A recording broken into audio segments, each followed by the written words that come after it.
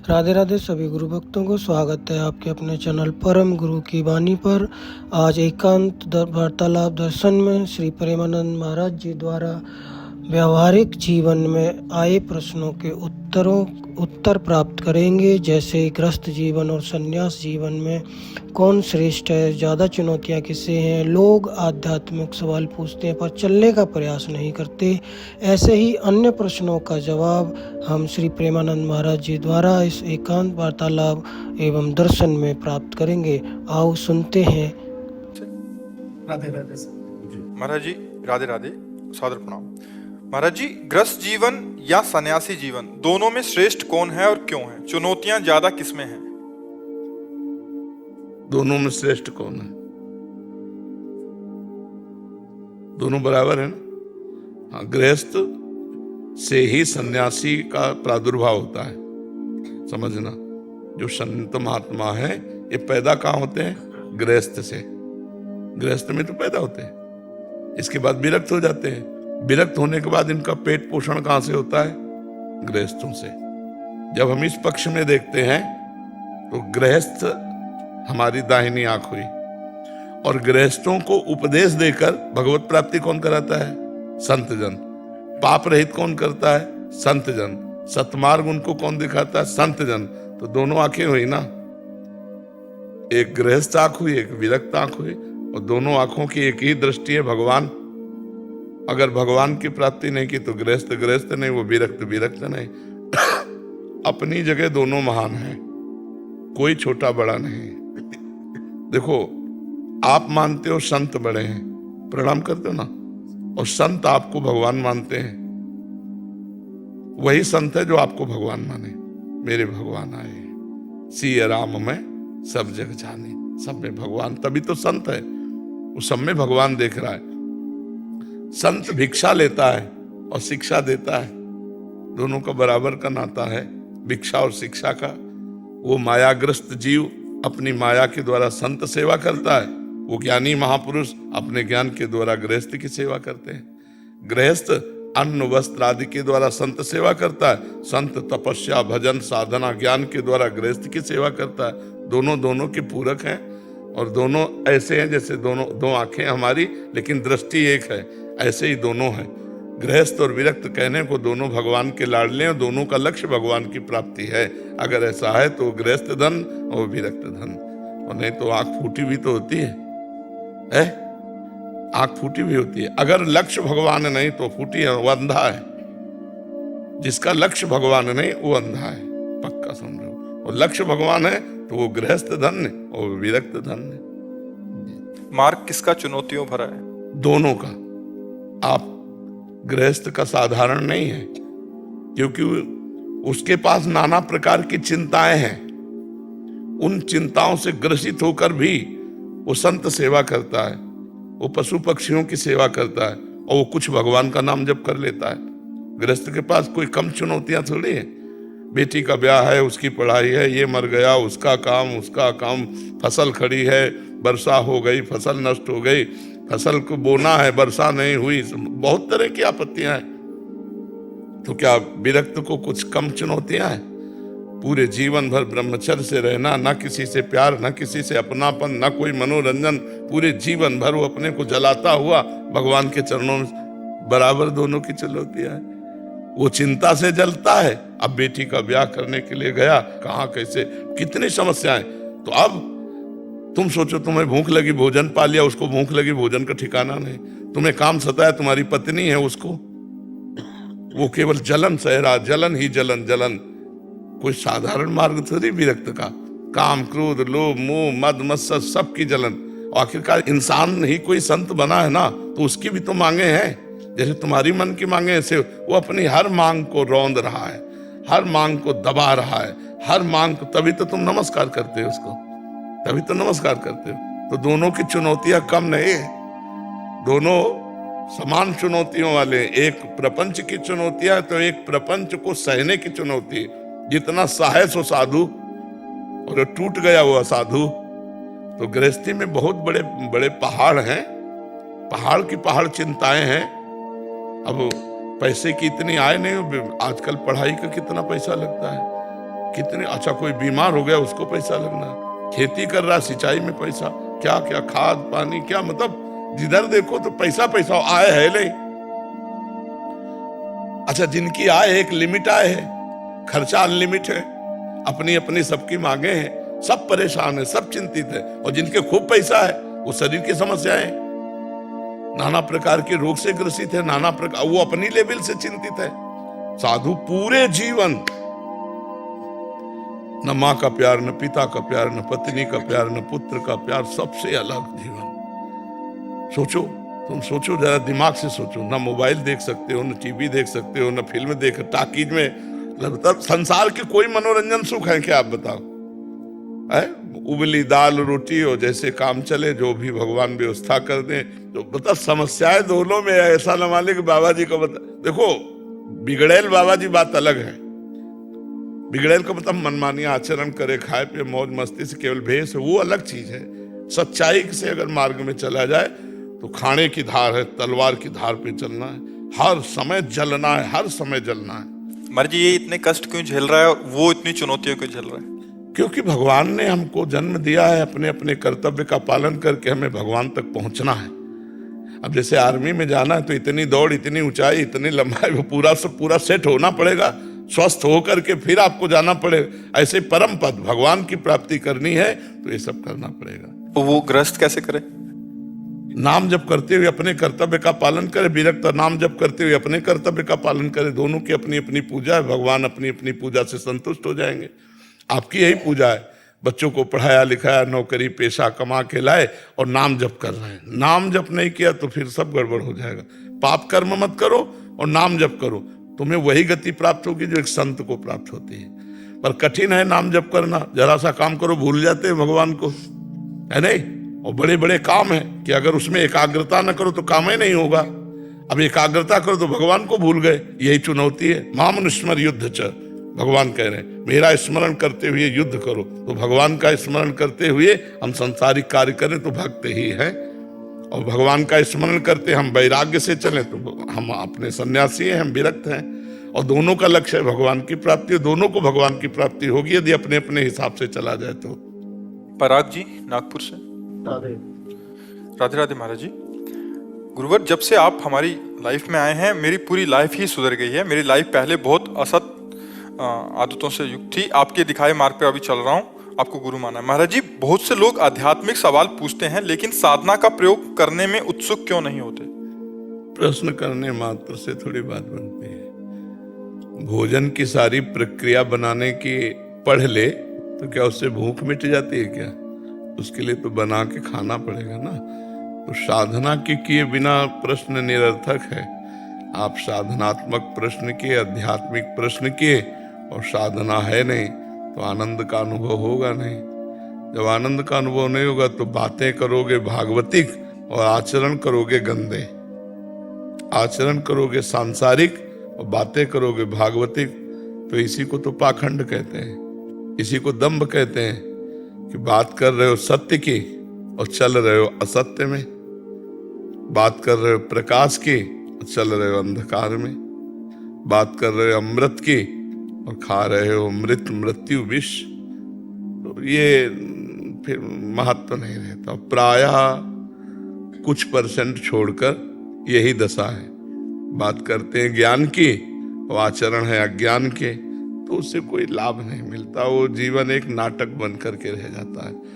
जब हम ज्ञान की बात करते हैं तो ज्ञान का प्रयोग करके अज्ञान का नाश करके सत्य मार्ग में चलें। जो प्रश्न किया उसको अपने जीवन में उतारें, जो उत्तर मिला उसको अपने जीवन में उतारें, तभी आनंद आएगा। नहीं आएगा तो दूसरे कुछ भी करें, अपने लोग ऐसा ना करें। अपने लोग जितनी बात जानकारी हमको मिली उस जानकारी का हम प्रयोग करें, अपने जीवन में उतारें, तभी आनंद आएगा। जैसे कई भाई लोग आते हैं कि हमने प्रवचन सुना, उसके प्रभाव से हमने विषय त्याग कर दिया, गंदी गंदी बातें त्याग कर दी, अब मैं नाम जप करता हूँ, मैं अच्छे से चलता हूँ। ये हुआ कि आपने सत्संग सुना तो अपने जीवन का सुधार किया। अब जो जो सुनते जाओ उसे आचरण में उतारते जाओ। आप पैंट शर्ट में भी महात्मा हैं, आप धोती कुर्ता में भी महात्मा हैं। महात्मा लक्षणों से होता है, वेश मात्र से महात्मा नहीं होता। वेश हो और लक्षण हो तो क्या कहना, वेश हो लक्षण ना हो तो महात्मा नहीं है। अच्छा, वेश नहीं हो लक्षण है तो महात्मा है। तो खूब अच्छे से नाम जप करो और सच्चे आचरण वाले बनो जी। भगवान की कृपा कैसे मिलती है? भगवान की कृपा मिलती है, संतों का आदर करे, संतों के वचन का आदर करे तो भगवान की कृपा प्राप्त हो जाएगी। संत जन जो कह रहे हैं वैसा चलो, भगवान की कृपा। भगवान की कृपा से संत मिलते हैं, संत कृपा से भगवान मिलते हैं। महाराज जी, नाम जपना कष्ट पूर्वक, नाम या मंत्र जब कष्ट पूर्वक जपे, जैसे दंडवत करके या ध्यान पूर्वक, ज्यादा रिजी जिससे खुश हो। भैया इस शरीर से कुछ मतलब नहीं। तुम सोफा में बैठ जाओ, एसी चला लो और राधा राधा कहो, तुम्हारा मतलब है केवल भजन। अच्छा, अब शरीर में हमें पीड़ा हो रही, मान लो हम ऐसे कठोर में बैठे तो हमारा चित्त भजन में है या पीड़ा में है? तो फिर हमारा भजन तो अधूरा हो गया ना। भक्ति बहुत मृदुल है, मृदु आचरणों से प्राप्त होती है। हमें भगवान के चिंतन में डूबना है।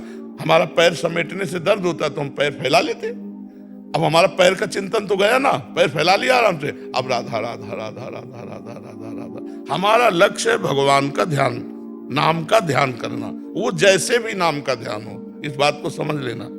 जो नाम सुने और नाम जपे और भगवान के मार्ग में चल दे, तो जब पुत्र के बहाने नारायण बुलाया तो भगवत प्राप्ति हो गई। हम राधा राधा कहेंगे, नारायण नारायण जानबूझ के नारायण को पुकारेंगे, हमें भगवत प्राप्ति नहीं हो जाएगी। जब मरा मरा कह करके ब्रह्म ऋषि हो गए तो हम राम राम कह के ब्रह्म ऋषि नहीं हो जाएंगे, हम भगवान को नहीं प्राप्त कर लेंगे। ये बात समझना है। हमें लूटने का अवसर मिल गया। राधा राधा राधा नाम सुधार समदसी तुम जो बात, भगवान ने बड़ी कृपा की कि मुझे सच्चा मार्ग मिल गया। सबको ये मार्ग नहीं प्राप्त होता, शास्त्रों में है, लेकिन सबको स्वभाव के अनुसार हो जाता है, अलग अलग सबको जाता है। नहीं, बाजार में बहुत सी चीजें हैं, लेकिन सब चीजें थोड़ी हम खरीदते हैं, अपने मनोनुकूल चीजें खरीदते हैं। ऐसे शास्त्र में सब मार्ग हैं, अपने मनोनुकूल लोग मार्ग में चलते हैं। बड़ा कोई कृपा पात्र होता है तो भगवान के इस मार्ग में आता है।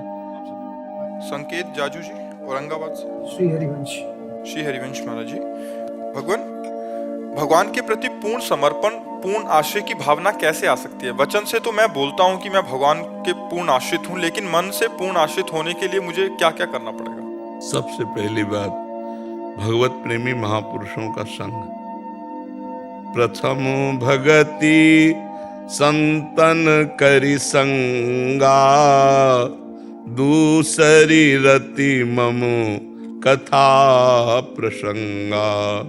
गुरुपद पंकज सेवा, तीसरी भक्ति अमान। चौथी भगति मम गुणगन, करे कपट तजिगान। मंत्र जाप मम दृढ़ विश्वासा। पंचम भगति सुवेद प्रकाशा। छठ दम शील बिरत बहु कर्मा। निरत निरंतर सज्जन धर्मा। सातों समूह मोहि में जग देखा। मोते अधिक संत कर लेखा। आठों जथा लाभ संतोषा। सपने नहीं देखे पर दोषा। नवम सरल सब सन छलहीना। मम भरोस ही हरस न दीना। ये 9 प्रकार की भक्ति भगवान श्री राम जी ने सबरी माता के सामने गाई। इनमें अगर एक भी हो जाए तो 9 अपने आप आ जाएंगे। जो नवधा भक्ति है उसमें आखिरी है आत्मसमर्पण। श्रवणम कीर्तनम स्मरणम विष्णुर्पाद सेवनम अर्चनम वंदनम दास्यम सख्यात्म निवेदनम। आपका है कि भगवान को कैसे आत्मसमर्पण किया जाए, तो पहली भक्ति संतों का संग करें, भगवान से प्रार्थना करें कि मुझे सच्चे संतों का संग मिले। जब द्रवहि दीन दयालु राघो तो साधु संगति पाए। शरणागत की पुष्टता बिना भगवान के प्रेमी भक्तों के नहीं होती। श्री हनुमान जी महाराज का जब दर्शन विभीषण जी को होता है, इसके बाद श्री राम जी की शरणागति होती है। पहले हनुमान जी का सानिध्य संभाषण हुआ, फिर हृदय में दृढ़ विश्वास हो गया कि भगवान हम पर कृपालु। अब मोहि भा भरोस हनुमंता, बिनु हरि कृपा मिले नहीं संता। जो प्रभु मोहि अनुग्रह कीन्हा, तो तुम आए दर्श अति दीन्हा। हनुमान जी का सानिध्य ही श्री राम जी की शरणागति का पुष्टता का स्वरूप बना। तो प्रथम भक्ति संतों का संग, दूसरी भगवान की खूब कथा कानों को सुनाए, साथ में परहेज, किसी की निंदा न सुने, अपनी प्रशंसा न करे, प्रपंच की बातें न सुने और भगवान की चर्चा सुने, तो उससे हमारी श्रवणेंद्री परम पवित्र हो जाएगी।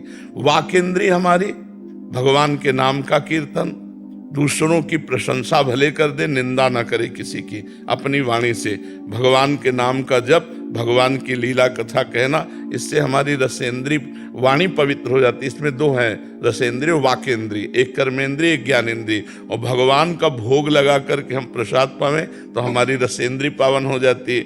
नेत्रेंद्रिय से हम सब में भगवान का दर्शन करें, लेकिन संतों को भगवान से भी अधिक माने, तो हमारे हृदय में परम पवित्र प्रेम का प्रकाश हो जाएगा। जब हम किसी से किसी भी प्रकार का दोष दर्शन न करते हुए अपने गुरु प्रदत्त नाम मंत्र का निरंतर जप करते हैं, तो हमारा हृदय भगवान के प्रेम भाव से द्रवित हो जाता है। मंत्र में बहुत सामर्थ्य है। नाम और मंत्र जो गुरुदेव देते हैं, मानो अपना जीवन दे दिए। और गुरु चरणों की भक्ति मान रहित होकर के करे, कपट तज करके भगवान की लीलाओं का गान करे, दृढ़ विश्वास करके मंत्र जप करे, शीलवान, धैर्यवान, चरित्र पवित्र और भगवत भक्तों का संग भगवान की प्राप्ति के लिए बहुत है। इतना है, और जो आगे सब वो अपने आप आ जाएगा।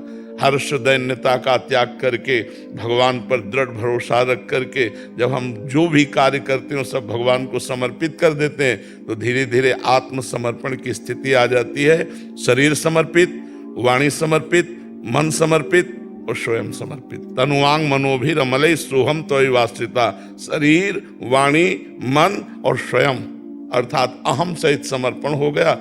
समर्पण ही सिद्धि है। और रात दिन भगवान के चिंतन में भगवदाकार डूबा हुआ है, संसार का चिंतन छूट गया। यही तो जीवन मुक्त महापुरुष की स्थिति है। न मान, न मोह, न मद, किंचन मात्र दोष नहीं रह गया। और हर समय बस नाम चल रहा है, रूप चल रहा है, मंत्र चल रहा है, भगवान का चिंतन चल रहा है। कभी रो रहा है, कभी भगवान के चिंतन में हंस रहा है, कभी भगवान की लीलाओं का चिंतन करके डूब करके मानो समाधि को प्राप्त हो रहा है, कभी नृत्य कर रहा है। ये सब दशाएं महान भागवत के हृदय में जागृत हो जाती हैं। तो आप खूब नाम जप करें, पवित्र आचरण करें, संतों का संग करें और जो कर्म करें वो भगवान को समर्पित कर दें। इसी से भक्ति जागृत हो जाएगी। अवध बिहारी दास जी, राधे राधे महाराज जी, आपके चरणों में कोटि कोटि नमन। जय जय राधा वल्लभ श्री हरिवंश। महाराज जी, साधक को ऐसे कौन से साधन करने चाहिए जिसके फलस्वरूप उसके हृदय में सबके प्रति प्रेम, समानता और सुख दुख में समान रहने का भाव आए? सबको देख करके भगवान की भावना करनी चाहिए। मत्ता परतरम नान्यत किंचिदस्ति धनंजय। हे धनंजय, मेरे सिवा कोई नहीं है। तो हमें स्त्री दिखाई दे रहा है, पुरुष दिखाई दे रहा है, अच्छा दिखाई दे रहा है, बुरा दिखाई दे रहा है, तो हमको चाहिए कि सब में पहले भावना करें कि ये पुरुष तो दिखाई दे रहा है लेकिन इसके हृदय में परम पुरुष भगवान बैठे हैं। ये स्त्री तो दिखाई दे रही है लेकिन इसके हृदय में भगवान बैठे हैं। और मन से हम उसको प्रणाम करें, या अभ्यास करें, सब में भगवान है ऐसा देखने का अभ्यास करें। भगवान तो है ही, सर्वम खलमिदम ब्रह्म ने नानास्ति किंचन। जड़ चेतन जग जीव जत सकल राम मैं जानी। बंदों सबके पद कमल सदा जोरी जुगपान। सब में भगवान का और ये दर्शन करने की टिकाऊ स्थिति तभी आएगी जब भजन होगा। अगर खुद डट के भजन नहीं हुआ तो आप सोचोगे कि इनमें भगवान है लेकिन उनके दोष दर्शन आ जाएंगे। ये भगवान कैसे हो सकते हैं? तो वो रोल नीचता का कर रहा है लेकिन है उसमें भगवान। स्वांग तो खलनायक का कर रहा है लेकिन बहुत अच्छा आदमी है। ऐसे ही नीचता का रोल हो रहा है, सतोगुण, रजोगुण, तमोगुण, पर सच्चिदानंद भगवान है अपनी माया के द्वारा ऐसा कभी तामसिक वृत्ति दिखा रहा है, कभी राजसिक वृत्ति दिखा रहा है, कभी सात्विक, और वो गुणातीत है। तीनों गुणों से परे परमात्मा विराजमान। तो डट के भजन करना पड़े, खूब नाम जप, खूब मंत्र जप। इसके बिना हमारे हर प्रश्न में नाम जप है, क्योंकि नाम जप की धरा के बिना जैसे नींव ना हो तो बिल्डिंग नहीं टिक सकती, ऐसे नाम जप के बिना परमार्थ है ही नहीं। जो जितना भजन करेगा उतना ही परमार्थी होगा।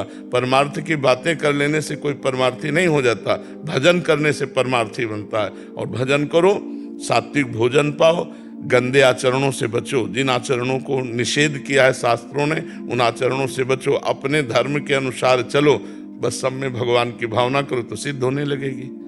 समझ रहे हैं? सौरभ बंसल जी। राधे राधे महाराज जी। महाराज जी, मैं भारत सरकार में कार्यरत हूँ और एक अधिकारी हूँ। कई जांच एजेंसी भी मैंने भाग लिया है। अपनी रोजमर्रा के कार्यकाल में लोग कैसे गलत कार्य करते हैं ये देखता हूँ। लंबे समय से ये सब देखने की वजह से हर इंसान और परिस्थिति में क्या गलत हो सकता है और किस रूप में किसी का लालच जुड़ा हो सकता है, ये सोचने की प्रवृत्ति हो गई है। इसकी वजह से मन में पॉजिटिविटी ही नहीं रही। भगवान का नाम जब भी करता हूँ, कृपया मार्गदर्शन। हाँ, इसमें ध्यान रखना है कि आपको सेवा मिली है दुर्गुण दुराचार दोषों का त्याग कराने की, या दुर्गुण दुराचार दोषों से युक्त पुरुष को दंड दिलाने की। लेकिन वही बात, ये सब स्वांग परमात्मा कर रहा है, अंदर परमात्मा बैठा हुआ है। जैसे भीष्म जी के सामने सच्चिदानंद भगवान श्री कृष्ण है, अब विपक्ष हैं, तो क्या भीष्म जी बाण नहीं मार रहे? भगवान को ललकार के कहते हैं कि मैं गंगा पुत्र भीष्म नहीं कहलाऊंगा, कल अगर रण क्षेत्र में तुम्हें अस्त्र लेने के लिए विवश न कर दूं। भगवान ने कहा था महाभारत युद्ध में मैं अस्त्र ग्रहण नहीं करूंगा, तो उनका गंगा पुत्र शांतनु पुत्र भीष्म नहीं कहलाऊंगा यदि कल रण क्षेत्र में आपको विवश न कर दूं।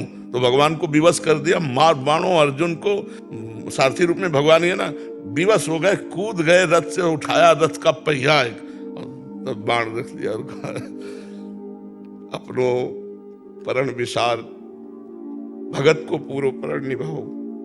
भगवान का स्वभाव अपने प्रण का, सच्चिदानंद भगवान अपने प्रण का त्याग कर भक्त के प्रण का। तो हम जब ये देखेंगे कि भगवान यहाँ दुष्टता का रोल कर रहे हैं और मुझे दिया है दुष्टता के निषेध का अधिकार, तो मैं केवल अपने निषेध के अधिकार का पालन कर रहा हूं, वस्तुतः इसके अंदर भगवान है। अगर ये भाव हमारे अंदर आ जाए तो हम ये करते हुए भी भगवत प्राप्त हो जाएंगे। अन्यथा अगर हमारी सब पे दोष दृष्टि रहेगी तो फिर बात नहीं बन पाएगी। ऐसे आप अधिकारी रूप में हैं और भगवान संसार में हैं और वो रोल कर रहे हैं दुष्टता का, तो हमें रोल दिया दुष्टता निवारण या दुष्टता के अनुसार दंड देना, तो हम ठीक वैसे ही करेंगे, बिल्कुल दया नहीं करेंगे, पर अंदर से भाव ये रखेंगे हो प्रभु तुम ही। नाम जप कीजिए। अगर सब पे दोष दृष्टि आ गई तब तो बहुत हानि हो जाएगी, क्योंकि हमारी दृष्टि दोष दृष्टि आ गई तो हम संतों पे भी दोष दृष्टि करेंगे, हम महतजनों पे भी दोष दृष्टि कर लेंगे। हमारा वो आकलन करने का जो, कल्पना करने का जो, भावना करने का जो स्वभाव है वो निगेटिव में ही रहेगा, तो फिर हमारा कल्याण कैसे हो पाएगा। ये क्रूरा अपि पापिनो न च सताम संभाष्य दृश्याश्चये सर्वान वस्तुतया निरीक्ष परम स्वाराध्य बुद्धिर्मम। जो क्रूर हैं, पापी हैं, दुष्ट हैं, जो संभाषण योग्य भी नहीं है, उनमें भी मेरा भगवान विराजमान है। बस हमको जो पद दिया है हम सच्चाई से, ईमानदारी से वही करेंगे।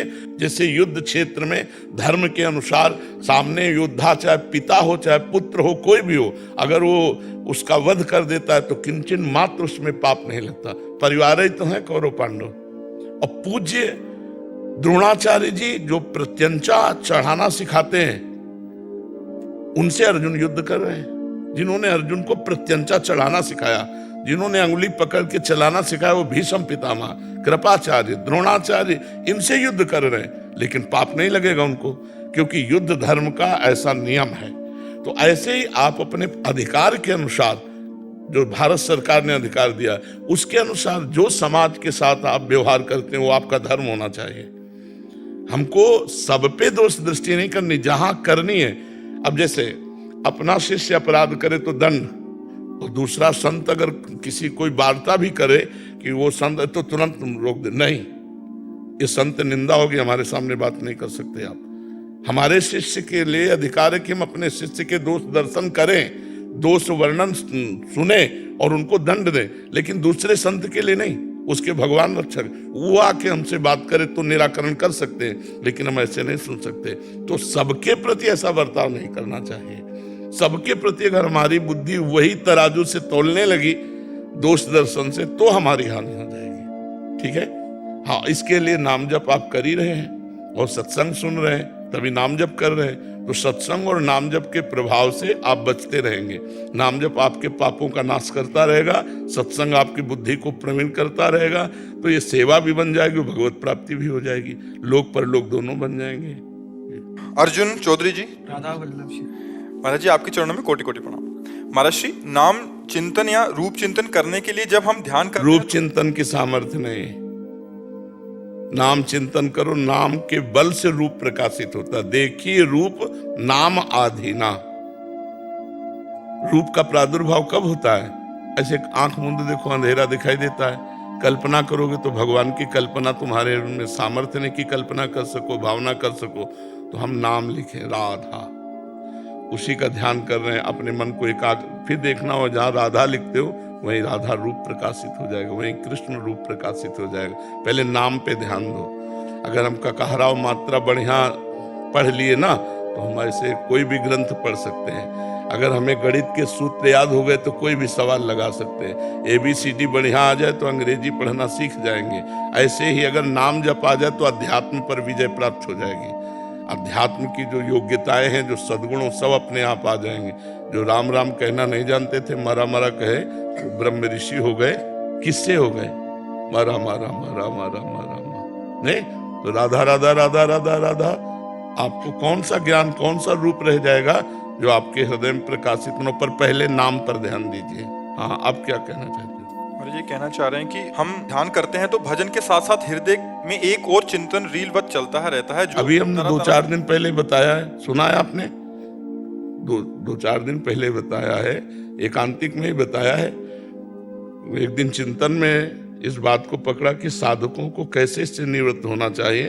तो जब हम भजन करते हैं तो हमारे साइड में मन एक अपनी रील चलाता है। भूत का चिंतन, भविष्य का चिंतन, अन्य दोषों का चिंतन, व्यर्थ चिंतन, व्यर्थ कल्पना, गंदी बातें, ये सब चला रहा है।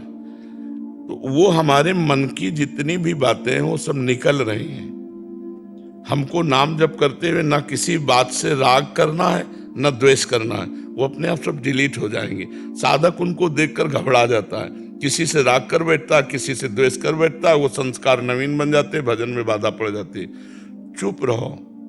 जैसे हम रोड किनारे बैठे हैं, लोग आ जा रहे हैं, हम किसी से ना राधे राधे बोले और ना किसी से झगड़ा करें तो वो खड़ा नहीं होगा, अपने आप चला जाएगा। और किसी से राधे राधे बोला तो हमारी तरफ देखेगा, और झगड़ा किया तो खड़ा हो जाएगा। ऐसे जो ये रोड है एक मन का, अनंत जन्मों की रील है, उसमें वो निकलती चली जा रही। जब हम नाम जप करें तभी तो निर्मल मन होगा। निर्मल मन ही भगवत प्राप्ति के योग्य होता है। तो वो जो मलिनताएं जा रहे हैं उनको रोको मत।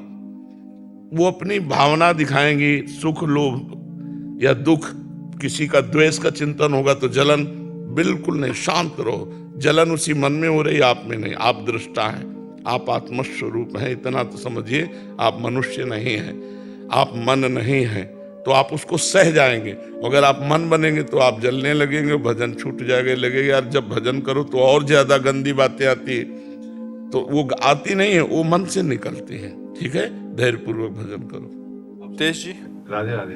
राधे राधे महाराज जी। महाराज जी, संसार में रहते हुए कैसे आंतरिक और बाहरी स्थिति में बैलेंस करें? नाम जब भी पुष्ट हो और माया का खेल भी खेलते रहें। माया का खेल भगवान की सेवा समझकर खेलते रहोगे तो पार हो जाओगे। माया को माया समझकर तो फांस लेगी। माया का खेल अगर मतलब माया समझकर मनोरंजन करोगे तो फंस जाओगे, निकल नहीं पाओगे। माया का खेल भगवान की सेवा समझकर, पत्नी पुत्र परिवार नाथ सकल संपदा तुम्हारी, मैं सेवक समेत सुत नारी। अब सेवा करो। अब नौकरी पेशा जो भी कर रहे हो, धन कमाने के लिए कर रहे हो, धन परिवार के पोषण के लिए कर रहे हो, और परिवार भगवान का है। अब वो माया का खेल तुम्हें बांधने वाला नहीं होगा। अगर उस खेल को तुम माया समझकर भोगने के चक्कर में पड़े तो फंस जाओगे। माया को माया समझ करके भोगने वाले कभी उद्धार नहीं होता। माया को भगवान का स्वरूप समझो। जैसे इन शरीर मंदिरों में भगवान विराजमान है, ये ध्यान रखो। केवल बाहर ईंट पत्थर के मंदिरों में ही भगवान नहीं विराजमान है, इन शरीरों में भी भगवान विराजमान है। जहाँ माया है वहाँ मायापति विराजमान है। कोई कण ऐसा नहीं जहाँ भगवान न विराजमान हो। तो अपने परिवार को भगवान की सेवा समझो। नौकरी पेशा भगवान की सेवा है, किसानी व्यापार भगवान की सेवा है, क्योंकि सृष्टि भगवान की है। ऐसे भाव से तो माया में खेलो, कोई परेशानी नहीं। माया को माया समझ के खेलोगे बंध जाओगे। अंदर से सुमिरन करो और बाहर से भगवान की सेवा की भावना से, नौकरी व्यापार किसानी जो भी है, पढ़ाई लिखाई जो भी है, वो भगवान की सेवा की भावना से, तो वो भगवान की पूजा हो जाएगी। तो ये खेल खेलते हुए भी आप जीवन मुक्त हो जाएंगे। जैसे चक्रवर्ती सम्राट महाराज अम्बरीश जी हैं, सावई मना कृष्ण पदारविंदयो, मन भगवान के चरणों में और तन सेवा में। ये सब सेवा ही है। तो तन सेवा में, मन भगवान में काम बन गया, और मन और तन दोनों माया में, तो फिर नरक, दुर्गति, जन्म मरण, ये सब है। समझ पा रहे हो? नाम जप करते हुए इसे भगवान की सेवा समझो। ये माया भगवान को लेके डोल रही है, दिखाई दे रही है माया, और है भगवान। कहो सो कहा जहां प्रभु नहीं है भगवान। तो भगवान को पहचानो तो माया है ही नहीं। खेलो भगवान के साथ, विविध खेल खेलो। हे भगवान, आप पत्नी रूप में आए हो, पुत्र रूप में आए हो। भगवान, आप पूरी सृष्टि रूप में विराजमान हो। सिय राम में सब जग जानी, करो प्रणाम जोर जुग पानी। माया है ही नहीं, भगवान ही भगवान। भगवान के साथ खेलो, मुक्त हो जाओगे। माया के साथ खेलोगे, फंस जाओगे। महाराज जी, कहीं ना कहीं ये प्रश्न सभी के हृदय का है कि ये भी करते रहे और ये भी करते रहे। इतना मनोरंजन है कि एक तरफ भगवान खड़े हो, बुला रहे हो, तो कहेगा नहीं आप आओ हमारे साथ। महाराज, अपना ही मन खेलता है। हाँ, वो दिखाएगा कि अभी अंदर से आवाज आएगी कि ऐसा कर लो। आप, भगवान की आवाज है या माया बुला रही है? ये आपका ही विषय नहीं, ये चराचर जगत का विषय है। ये चराचर जगत का विषय। कल्याण भी हो जाए और ये सब भी छूटे ना। हो जाएगा, छूटेगा भी नहीं, हो भी जाएगा। उसी में भगवान को मान लो। हम कभी ज्यादा छोड़ने के पक्ष में नहीं, हम जोड़ने के पक्ष में हैं। भाव बदल गया। ये मेरा घर नहीं है, श्री जी का है सब कुछ। तो क्या तुम अपने घर को श्री जी का नहीं मान सकते? हमारा भगवान को लेके है, आपका अहंकार को लेके है, बस इतना अंतर है। जी, इसका मतलब सूक्ष्मता से देखा जाए, जो जहां है वहां भगवत प्राप्ति कर सकता है। बिल्कुल बिल्कुल, कुछ छोड़ने की जरूरत नहीं और जोड़ने की जरूरत है। स्त्री को प्यार कर रहे हो, भगवान मान के प्यार कर रहे हो, और प्यार करो, और प्यार करो, पर भगवान मान के। मेरे भगवान, आवश्यकता पड़ी तो मेरी पत्नी के रूप में आ गए, मेरे पुत्र के रूप में आ गए, और प्यार करो, मुक्त हो जाओगे। पर ऐसा प्यार करना कोई महाभागवत ही कर सकता है। पत्नी में भगवान को देखना, पुत्र में भगवान को देखना। अगर हम अपनी वासनाओं की पूर्ति के लिए पत्नी का भाव रखते हैं तो वो बंधन कारक है, और ये मानते हैं कि भगवान मुझे सहयोग देने के लिए पत्नी के रूप में आए हैं, तो वो पत्नी से प्यार करोगे, भगवान की प्राप्ति हो जाएगी। इसलिए माया के साथ मत खेलो, मायापति के साथ खेलो। वो माया के साथ ही है, पर खेलो मायापति से। लक्ष्य रखो मायापति, अगर माया रखोगे तो गड़बड़ हो जाएगा। ठीक है? पारस कोहली जी, नई दिल्ली से। राधे राधे। राधे राधे महाराज जी। महाराज जी, प्यार क्या है? प्यार का उद्देश्य क्या है? दिव्य प्रेम की स्थिति कब और कैसे प्राप्त होती है? कृपया मार्गदर्शन करें। प्रेम भगवत स्वरूप है, पर प्रेम प्रतिक्षण वर्धमानम, सूक्ष्मतरम, अनुभव स्वरूपम, कामना रहितम, तब प्रेम माना जाएगा। अगर हम आपके किसी भी शरीर, जमीन, धन, पद, माइंड, किसी को भी देख करके प्रभावित हुए और आपसे प्यार किया, और उससे हम उस स्वार्थ पूर्ति करना चाहते हैं, उसे प्यार नहीं कहते, उसे काम कहते हैं, राग कहते हैं, आसक्ति कहते हैं, मोह कहते हैं, स्वार्थ कहते हैं। उसे प्यार, यहाँ जगत में प्यार नहीं हो रहा, जगत में प्यार नहीं हो रहा। किसी के रूप को देख करके, किसी के प्रभाव को देख करके अपने स्वार्थ की पूर्ति को हम यहाँ प्यार कर रहे हैं। नहीं तो फिर प्रेम विवाह होने के बाद डिवोर्स क्यों हो जाए? फिर प्रेम होने के बाद ब्रेकअप क्यों हो जाए? जिससे हमने प्यार किया उसको हम जहर कैसे दे सकते हैं? तो ये सब प्यार करने वालों में देखा गया। तो इसका मतलब यहाँ जगत में प्यार है नहीं। प्यार केवल परमात्मा से ही होता है, जो सूक्ष्मतरम, अनुभव स्वरूपम, प्रतिक्षण वर्धमानम, प्रतिक्षण बढ़ता रहे, यहाँ प्रतिक्षण घटता रहेगा। आपसे बहुत प्यार हुआ, फिर आपसे अच्छा कोई मिल गया तो उससे प्यार होने लगा, आपसे छूट गया। तो प्रतिक्षण वर्धमानम होना चाहिए, छूट कैसे गया? इसका मतलब प्यार नहीं, ये स्वार्थ है, ये काम है, ये आसक्ति है, राग है। तो प्रेम है भगवत स्वरूप, वो सिर्फ भगवान से हो सकता है, या भगवान मान के माता पिता पत्नी पुत्र परिवार किसी से भी किया जा सकता है, पर भगवत मान करके। अगर भगवान मान करके नहीं किया तो शरीर से प्रेम नहीं हो सकता। शरीर से राग होगा, काम होगा, और भोग समाप्ति पर उससे घृणा हो जाएगी। उससे अच्छा कोई मिलेगा तो उसका त्याग हो जाएगा। प्यार का मतलब ऐसा नहीं होता। प्यार का मतलब होता है अगर हम आपसे प्यार किया है और आप इससे प्यार कर रहे हैं तो हम आशीर्वाद देंगे कि आप सदैव सुखी रहो, क्योंकि आपका उससे प्यार हो गया है तो आप सुखी रहो, आप सदैव कभी दुख ना पाओ। आप दोनों ऐसे अपने प्यारे को सुखी देखना प्यार का लक्षण है। संसार का प्यार ये है, अगर आप हमसे प्यार करते हो तो सिर्फ हमसे, तो ये प्यार नहीं। प्यार ये कहता है कि हम आपसे प्यार करते हैं और आप हमारा तिरस्कार करते हैं और उसको प्यार करते हैं, तो हम दोनों को आशीर्वाद देंगे, कोशिश करेंगे आप दोनों को मिला दें। आपसे कभी हम घृणा न करें, कभी नफरत न। ऐसा उदार प्यार कहाँ है? उदार प्यार तो सिर्फ परमात्मा में है। हमसे कितनी भी बड़ी गलती हो जाए आप हमें छोड़े ना, ये केवल परमात्मा से है। विमुख भय निमिषो न अकृपा, जब चितये तब वैसे। वो केवल भगवान ही ऐसे है। दूसरा, जन अवगुण प्रभु मान न काऊ, दीन बंधु अति मृदुल सो। यहाँ तो जरा सी त्रुटि हो जाने में, अपने स्वार्थ की आपूर्ति होने में क्रोध हो जाएगा, उसका तिरस्कार कर देगा, वो उससे संबंध विच्छेद कर देगा। तो यहाँ प्यार जगत में नहीं है।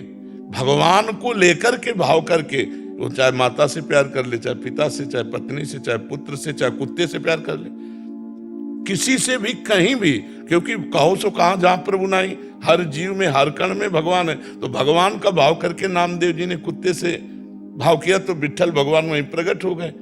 भगवान का भाव करके माता पिता से प्यार किया तो विट्ठल भगवान आ गए दर्शन देने।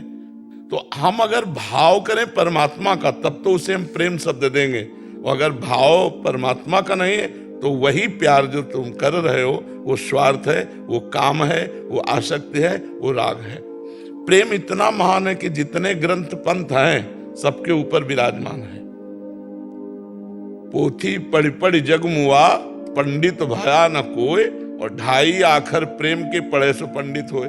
कबीरदास जी कह रहे प्रेम अगर आ गया तो सब ज्ञान, पंडित माने होता है ज्ञानी, सब शास्त्रों को पढ़ लिया लेकिन प्रेम नहीं आया तो पोथी पढ़ पढ़ जग मुआ, पंडित भया न कोय, ढाई आखर प्रेम के पढ़े सो पंडित हो।